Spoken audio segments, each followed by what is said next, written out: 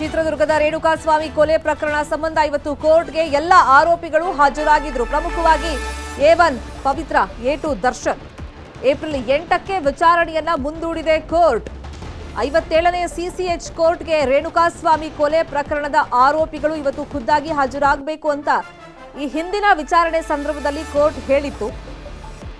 ಈ ಜಾಮೀನು ಸಿಕ್ಕಂತ ಸಂದರ್ಭದಲ್ಲಿ ಶ್ಯೂರಿಟಿ ಎಲ್ಲ ಪ್ರೊವೈಡ್ ಮಾಡುವಾಗ ಇವರೆಲ್ಲ ಒಂದೇ ದಿನ ಬಂದಿದ್ರು. ದರ್ಶನ್ ಮತ್ತೆ ಪವಿತ್ರ ಅವತ್ತು ಮುಖಾಮುಖಿ ಆಗಿದ್ರು. ಅಂಡ್ ಇವತ್ತು ಎಲ್ಲ ಆರೋಪಿಗಳು ಬಂದಿದ್ರು. ವಿಚಾರಣೆಯನ್ನ ಇದೀಗ ಕೋರ್ಟ್ ಮುಂದಕ್ಕೆ ಹಾಕಿದೆ. ಪೊಲೀಸರ ವಿರುದ್ಧ ದರ್ಶನ್ ಪರ ವಕೀಲರು ಆರೋಪ ಮಾಡಿದ್ದಾರೆ. ಇತರೆ ಸಾಕ್ಷಿಗಳನ್ನ ಮಾಫಿ ಸಾಕ್ಷಿಗಳಾಗಿ ಮಾಡುವಂತ ಪ್ರಯತ್ನಗಳಾಗ್ತಿದೆ ಅಂತ ಹೇಳ್ತಾ ಇದ್ದಾರೆ. ಅಂದ್ರೆ ಮಾಫಿ ಸಾಕ್ಷಿ ಆಗುವಂತೆ ಪೊಲೀಸರು ಒತ್ತಡ ಹೇರ್ತಿದ್ದಾರೆ ಅಂತ ಹೇಳಿ ದರ್ಶನ್ ಪರ ವಕೀಲರು ಆರೋಪ ಮಾಡಿದ್ದಾರೆ. ತಮ್ಮ ಬಳಿ ಸಾಕ್ಷಿ ಇದೆ ಅಂತ ಹೈಕೋರ್ಟ್ನಲ್ಲಿ ವಾದ ಮಾಡಿದ್ದಾರೆ. ಜಾಮೀನು ರದ್ದು ಕೋರಿ ಸುಪ್ರೀಂ ಕೋರ್ಟ್ಗೆಲ್ಲ ಹೋಗಿದ್ದಾರೆ ಅಂತ ಈ ವಿಷಯಗಳನ್ನ ಪ್ರಸ್ತಾಪ ಮಾಡಿದ್ರು. ದರ್ಶನ್ ಪರ ವಕೀಲ ಸುನಿಲ್ ಕುಮಾರ್ ವಾದವನ್ನ ಮಾಡಿದ್ರು. ಏನೇ ಇದ್ರೂ ಅರ್ಜಿ ಹಾಕಿ ಅಂತ ಹೇಳಿ ಜಡ್ಜ್ ಈ ಸಂದರ್ಭದಲ್ಲಿ ಸೂಚನೆಯನ್ನ ಕೊಟ್ಟಿದ್ದಾರೆ. ಹಾಗಾಗಿ ಏಪ್ರಿಲ್ 8ಕ್ಕೆ ವಿಚಾರಣೆಯನ್ನ ಮುಂದೂಡಿಕೆ ಮಾಡಿದೆ ಕೋರ್ಟ್.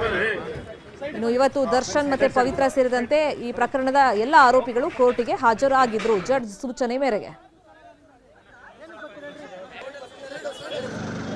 ಪವಿತ್ರ ಗೌಡನು ಇವತ್ತು ಕೋರ್ಟಿಗೆ ಹಾಜರಾಗಿದ್ರು. ಈ ಪ್ರಕರಣದಲ್ಲಿ A1, A2 Darshan last time court ಹಾಲ್ನಲ್ಲಿ ಮೀಟ್ ಮಾಡಿದಾಗ ಬೆನ್ನನ್ನ ತಟ್ಟಿ ಒಂದು ಸಾಂತ್ವನದ ಮಾತುಗಳನ್ನ ಪವಿತ್ರ ಗೌಡಗೆ ದರ್ಶನ್ ಹೇಳಿದ್ರು ಅಂತ ಗೊತ್ತಾಗಿತ್ತು. ಸೊ ಈ ಸತಿ ಅದೇ ಕುತೂಹಲ ಇತ್ತು, ಅಂದ್ರೆ ಫೇಸ್ ಟು ಫೇಸ್ ಬಂದಾಗ ಮಾತಾಡ್ತಾರಾ ಅಂತ ಹೇಳಿ.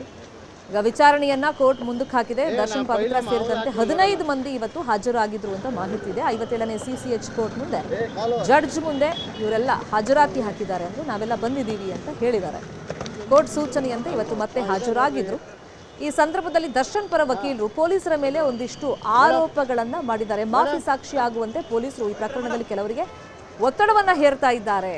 ಮತ್ತೆ ಜಾಮೀನು ಸಿಕ್ಕ ಮೇಲೆ ಸುಪ್ರೀಂ ಕೋರ್ಟ್ನಲ್ಲಿ ಇವರು ಸಾಕ್ಷಿಗಳು ಇಲ್ಲದೆ ಇದ್ರು ಕೂಡ ಜಾಮೀನು ರದ್ದಿಗೆ ಅರ್ಜಿ ಎಲ್ಲ ಹಾಕೊಂಡಿದ್ದಾರೆ ಅಂತ ಹೇಳಿದ್ರು. ಅದಕ್ಕೆ ನೀವು ಫಸ್ಟ್ ಅರ್ಜಿ ಹಾಕೊಳ್ಳಿ ಅಂತ ಜಡ್ಜ್ ಸೂಚನೆಯನ್ನು ಕೊಟ್ಟು ಏಪ್ರಿಲ್ 8ನೇ ತಾರೀಕಿಗೆ ಈ ಪ್ರಕರಣದ ವಿಚಾರಣೆಯನ್ನ ಜಡ್ಜ್ ಮುಂದೂಡಿಕೆ ಮಾಡಿದ್ದಾರೆ. ನಮಗಿರೋ ಮಾಹಿತಿ ಪ್ರಕಾರ ಅಂದರೆ ನಮ್ಗೆ ಆರೋಪಿಗಳೇ ಕೊಟ್ಟಿರೋ ಮಾಹಿತಿ ಪ್ರಕಾರ ಒಂದಷ್ಟು ಜನ ಅಂದರೆ ಪೊಲೀಸರು ಅಂತ ಹೇಳ್ಕೊಂಡು, ಆಮೇಲೆ ಒಂದಷ್ಟು ಜನ ವಕೀಲರು ಅಂತ ಹೇಳ್ಕೊಂಡು ಅವ್ರಿಗೆ ನೀವು ಈ ಪ್ರಕರಣದಲ್ಲಿ ಮಾಫಿ ಸಾಕ್ಷಿ ಆಗಬೇಕಾಗುತ್ತೆ, ಈ ಪ್ರಕರಣದಲ್ಲಿ ಮಾಫಿ ಸಾಕ್ಷಿ ಆಗಬೇಕಾಗುತ್ತೆ ಅಂತ ಹೇಳಿ ಅವ್ರಿಗೆಲ್ಲ ಬೇರೆ ಉಳಿದಂಥ ಒಂದಷ್ಟು ಜನ ಆರೋಪಿಗಳಿಗೆ ಹೆದರಿಸ್ತಾ ಇದ್ದಾರೆ. ಅದನ್ನು ನಾನು ಇವತ್ತು ಕೋರ್ಟಲ್ಲಿ ಮೊನ್ನೆ ನ್ಯಾಯಾಲಯದ ಗಮನಕ್ಕೆ ತಂದಿದ್ದೀನಿ. ಅದಕ್ಕೆ ನಾವು ಸೂಕ್ತ ಸಮಯ ನೋಡಿ ಅದಕ್ಕೆ ಸಂಬಂಧಪಟ್ಟಂಥ ಅರ್ಜಿನೂ ಸಹ ನಾವು ನ್ಯಾಯಾಲಯಕ್ಕೆ ಸಲ್ಲಿಸಿದ್ದೀವಿ. ಇವತ್ತು ನ್ಯಾಯಾಧೀಶರು ಸಹ ಅದನ್ನು ಹೇಳಿದ್ದಾರೆ, ನಿಮ್ಗೆ ಆ ಥರ ಯಾವುದಾದ್ರು ಗ್ರೀವೆನ್ಸ್ ಇದ್ದರೆ ನೀವು ಅರ್ಜಿ ಸಲ್ಲಿಸಿ, ನಾನು ಅದ್ರ ಮೇಲೆ ಏನು ಆದೇಶ ಮಾಡಬೇಕು ಅದನ್ನು ಮಾಡ್ತೀನಿ ಅಂತ ಹೇಳಿದ್ದಾರೆ ಸರ್. ಇಲ್ಲ, ನಾನು ಅದನ್ನು ನನ್ನ ಅರ್ಜಿನಲ್ಲಿ ನಾನು ಹೇಳ್ತೀನಿ ಸರ್, ಯಾವ್ಯಾವ ಆರೋಪಿಗಳಿಗೆ ಆ ಥರ ಮಾಫಿ ಸಾಕ್ಷಿ ಆಗಬೇಕು ಅಂತ ಅವ್ರಿಗೆ ಬೆದರಿಕೆ ಬರ್ತಾ ಇದೆ, ಆಮೇಲೆ ಆಮಿಷಗಳು ಓಡ್ತಾ ಇದ್ದಾರೆ, ಅದನ್ನು ನನ್ನ ಅರ್ಜಿನಲ್ಲಿ ತಿಳಿಸ್ತೀನಿ ಸರ್. ಅಲ್ಲ, ನಮ್ಮ ಮಾಹಿತಿ ಪ್ರಕಾರ 3 ರಿಂದ 4 ಜನ ಆರೋಪಿಗಳಿಗೆ ಈ ಥರ ನೀವು ಮಾಫಿ ಸಾಕ್ಷಿ ಆಗಬೇಕು ಅಂತ ಹೇಳಿ ಅವ್ರ ಮೇಲೆ ಒತ್ತಡ ತರ್ತಾ ಇದ್ದಾರೆ. ಈ ಪ್ರಕರಣದಲ್ಲಿ ದರ್ಶನ್ ಅವ್ರ ವಿರುದ್ಧ ಮಾಫಿ ಸಾಕ್ಷಿ ಆಗಬೇಕು ಅಂತ ಹೇಳಿ ಅವ್ರ ಮೇಲೆ ಒತ್ತಡ ತರ್ತಾ ಇದ್ದಾರೆ. ಅದನ್ನು ನ್ಯಾಯಾಲಯದ ಗಮನ